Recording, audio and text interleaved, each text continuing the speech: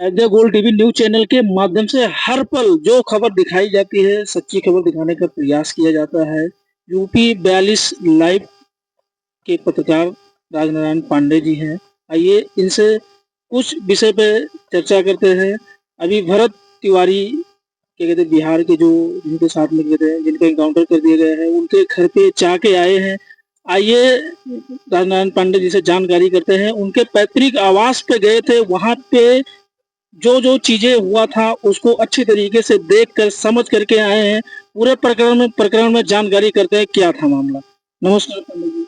नमस्कार अमर बहादुर भाई, आप अच्छी मेहनत करते हैं और क्षेत्र में घूम घूम के आप पत्रकारिता करते हैं। आपको और आपके अयोध्या गोल्ड टीवी चैनल को बहुत बहुत धन्यवाद। लोगों की जो समस्याएं हैं उसको उठाते हैं और हम बिहार जाकर आए हैं भरत भूषण तिवारी जी के गांव में, तो उन सब चीजों को समझ के आए हैं। तो उस चीजों को आप पूछ रहे हैं तो हम बताना चाहेंगे कि यहाँ पर कुमारगंज जो कस्बा है और नगर पंचायत भी है रामनगरी अयोध्या की, वहाँ के है समाज सेवी राजन पांडे जी।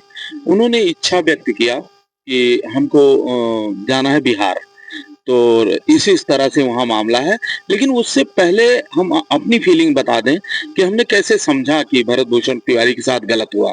देखिए, एनकाउंटर इस समय प्रशासन योगी सरकार ने शुरू किया था, जिसकी रूपरेखा बदलते बदलते अब बिहार, बंगाल और मध्य प्रदेश, महाराष्ट्र जो बीजेपी शासित राज्य हैं, इसकी आंच वहां तक पहुंच गई है और वहां के जो प्रशासन है एनकाउंटर शुरू कर दिया है।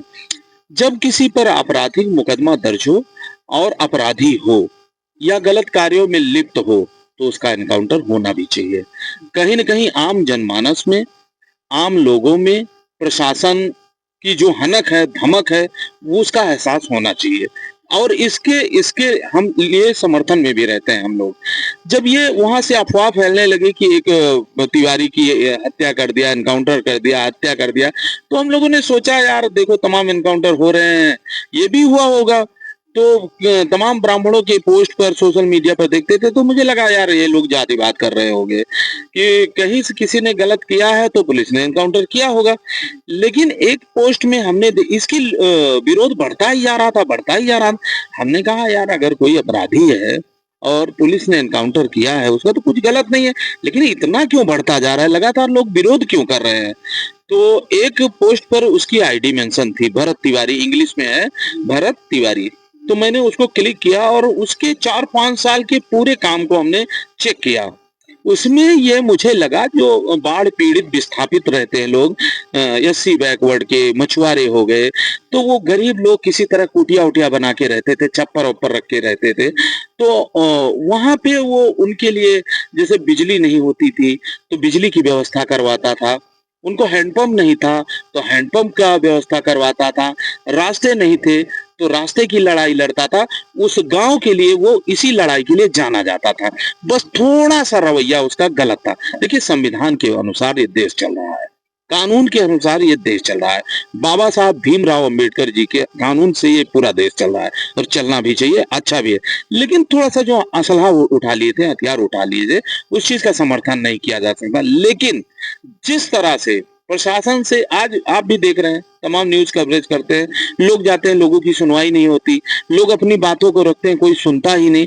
तो ऐसे में उसका हथियार उठा लेना एक उसने पागलपन आ गया कि आप लोग सुनोगे कैसे नहीं, आप लोग गरीबों की मदद करोगे कैसे नहीं, यहाँ पर बाढ़ में पानी भर जाएगा तो ये गरीब रहेंगे कैसे, अपने बाल बच्चों को लेकर जाएंगे कैसे।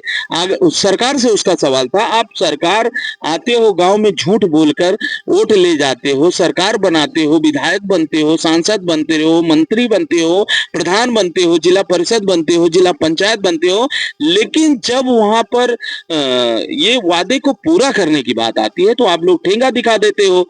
इसी बात से वो खिन्न रहता था। मैं आपसे एक जानकारी करना चाहता हूँ। जैसे ये बताइए, भरत तिवारी जो थे एक सामाजिक कार्य करते थे। पूरे बिहार में क्या कहते हैं, कोई भी चीज जैसे होती थी, मान लीजिए कि जो कार्य नहीं होता था सामाजिक कार्य को लेकर हमेशा मुद्दा उठाते रहते थे। आज शायद वो अगर समाज को लेकर के अगर मुद्दा ना उठाते तो उनके साथ में ये हादसा नहीं हुआ होता। एक जानकारी मैं आपसे ये करना चाहता हूँ, कोई व्यक्ति कितना भी गलत हो, कोई व्यक्ति कितना भी गलत हो, लेकिन जब वो आत्मसमर्पण कर दे, क्या उसका एनकाउंटर करना ज़रूरी है? नहीं, बिल्कुल नहीं करना चाहिए। आपका सवाल बिल्कुल जायज़ है, बिल्कुल नहीं करना चाहिए। उसने लाइव वीडियो किया था, उस लाइव वीडियो में उसने असलहा फेंक दिया था और असलहा फेंकने के बाद उसको पकड़ के उसके पेट में, उसके अंडकोश में उन्होंने तड़ातड़ गोलियाँ मारी और हम जब वहाँ मौके पर पहुँचे तो उसका घर में अभी प्लास्टर नहीं हुआ है। आपने देखा होगा कि पिस्टल लहराते हुए एक बरामदे से उसका फ़ोटो वीडियो आया था। वो आगे बरामदा है, बीच में आंगन है, उसके बगल कमरे हैं, 3-4 कमरे होंगे। बहुत माली स्थिति ठीक नहीं है और घर में हम 2 भाई महसूस किए उनके, हो सकता है 3 भी हों। तो जब हम गए तो बाहर पिताजी बैठे थे, वहाँ हज़ारों हजार की भीड़ थी और जो आ रहा है, मैं एक चीज़ और भी बता देता हूँ, बाढ़े पुत्र पिता के धर्मा, पिता ने कुछ किया होगा तभी एक इतना महान महापुरुष उसको कहा जाए तो गलत नहीं होगा, पूरे तेवर भगत सिंह के। और उस घर में हमने देखा कि माई तो मुरझाई हुई थी, उनकी भाभी बैठी हुई थी, तो वहाँ पर 50,000 रुपए लेके गए थे राजन पांडे जी, उनको दिए और वहाँ से जब हम निकले तो हमने जानना चाहा, अमर बहादुर जी, हमने सोचा कि यार ये पंडित है, ब्राह्मण है, हो सकता है कि देश में पंडित बाहुल्य हैं, इस तरह से र्यूमर फैला रहे हों कि गलत मार डाला। लाइए आम आदमी से पूछते हैं, तो उस गाँव में एससी बैकवर्ड बाहुल्य है, ब्राह्मण कम है, तो हमने उस गांव के लोगों से पूछना चाहा तो लोगों ने कहा भैया वो तो बहुत ही अच्छा आदमी था, बहुत ही नेक आदमी था।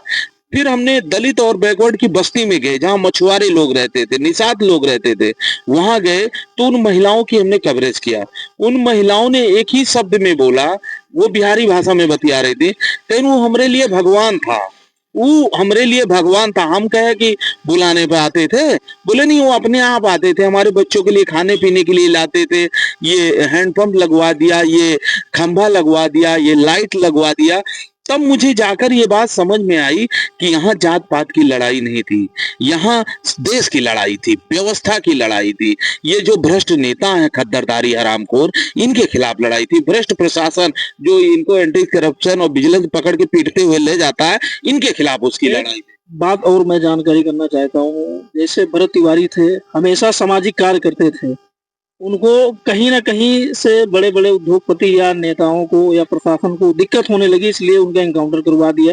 क्या जिस तरीके से बिहार में माहौल चल रहा है और भरत तिवारी के साथ में जो घटना घटी है, पूरे हिंदुस्तान की मैं बात कर रहा हूँ, क्या अगर ऐसे चलता रहा तो कोई दूसरा व्यक्ति सामाजिक कार्य करेगा? देखिए कहीं न कहीं एनकाउंटर जो प्रथा है सही तो माना ही जाएगा इसको, क्योंकि अपराधियों ने जीना मुश्किल कर दिया था।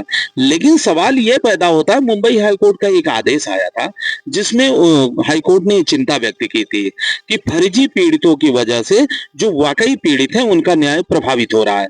अब ये ओरिजिनल लोगों को मारते-मारते अब ये जो मतलब अच्छा कार्य कर रहे हैं और ये उन पर हमला कर दिए हैं। अगर भरत तिवारी पर कोई मुकदमा होता, भरत तिवारी कोई अपराधी होता, कभी उसने जमानत कराई होती तो हम भी मानते कि हाँ आपराधिक प्रवृत्ति का था जिसकी वजह से प्रशासन ने गोली मार दी। वो तो एक क्रांतिकारी था, वो तो लोगों की समस्याओं के लिए लड़ता था भाई। वो कोई देश के विरोध में काम नहीं कर रहा था, वो कोई व्यवस्था के विरोध में काम नहीं कर रहा था, वो सिर्फ अपने गांव के लोगों को, अपने पड़ोस में रहने वाले गरीब, शोषित, पीड़ित, वंचित की असली लड़ाई वो लड़ रहा था। वो एससी बैकवर्ड की लड़ाई लड़ रहा था, वो कहीं न कहीं उनके लिए मरने मिटने के लिए तैयार था। वहाँ का एसडीएम साला हरामी, इसलिए मैं कह रहा हूँ, उसी की वजह से उसकी हत्या हुई है। जब वो बोला कि यहाँ पर मिट्टी पटाई करवा दीजिए अन्यथा ये लोग बाढ़ में डूब जाएंगे, तो उसने क्यों नहीं कराया? उसको कराना चाहिए था कि नहीं कराना चाहिए, बताइए।